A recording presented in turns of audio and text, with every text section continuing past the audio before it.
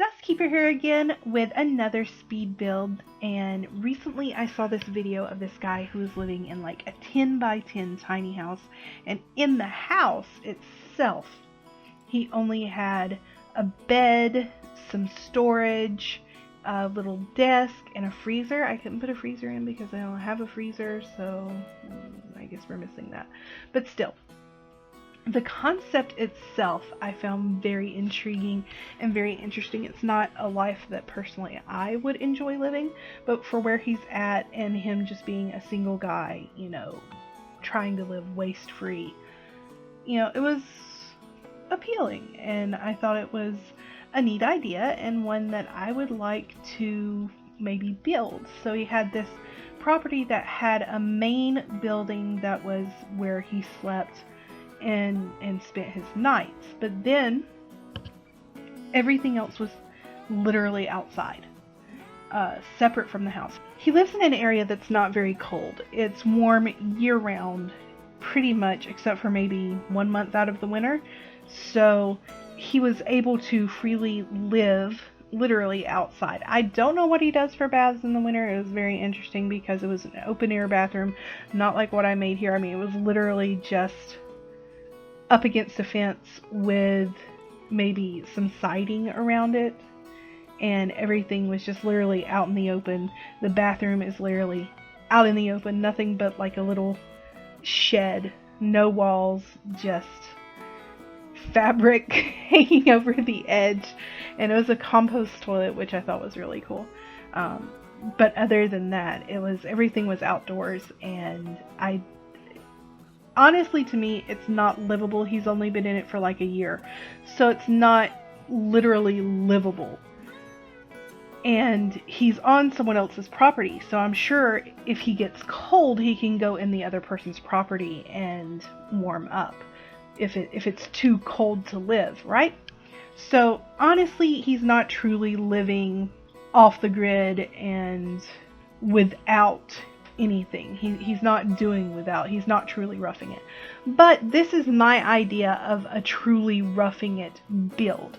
We have the main area, the building, which is where the bed and all of the living stuff is. Then you have the shower and bathroom, and then you have the cooking shack, which is all outdoors, and I'll end up adding a fire pit later on, because he had a propane stove and he had a fire pit where he cooked over a wood flame. So I thought that it was just a very interesting concept that I would like to see if I could recreate in Sims. So this is my attempt on a 10 by 10, not truly 10 by 10, but still, roughing it tiny house. At the moment, I don't have enough packs to really make this what I wanted it to be, but I feel like I really captured what he was trying to live as and what it would be like to live in the Sims world. Like I said, it's not really sustainable, it's not really livable, but it's Sims, you know. They can survive, right? Unless you have seasons and they're gonna freeze to death when they take a shower, but still, that's beside the point. This is available to download in the gallery, just hashtag dustkeeper. It is the Roughing It 10 by 10 tiny home. I'll let you finish watching, and I'll see you at the end.